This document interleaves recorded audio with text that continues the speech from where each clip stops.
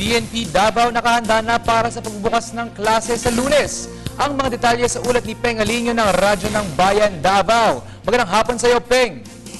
Magandang hapon, nakakasana ang lahat ng taunang pulisya para sa pagbubukas ng klase sa Lunes. Sinabi ni Davao City Police Officer DCPO City Director Police Senior Superintendent Ronald De La Rosa na lahat ng mga paaralan at universidad sa buong Davao ay may mga nakatalaga ng miyembro nito sa Island Police Assistance Desk o PAD para sa Oplan Balik Eskwela. Anya 2 miyembro ng pulisya ang nakatalaga sa kada PAD para sa ng mga estudyante at mga guro at mga magulang anumang oras kung may reklamo sila o may nais ng isang guni. Isahan niya sa kanilang babantayan ay ang masasamang elemento tulad ng mga snatchers, pickpocketers at maging ang mga nagbibigay ng mga out-of-school nito o SY sa mga estudyante ng mga paaralan.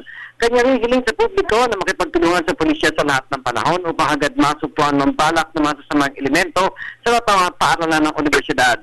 100% na handa ang lahat ng mga miyembro ng pulisya sa buong Metro Davao. Ibig sabihin ngayon pa lang ay patuloy na ang kanilang operasyon upang mas mapangalagaan ang kaligtasan ng mga estudyante pagpasok ito sa klase sa Lunes, ika-3 ng Hunyo.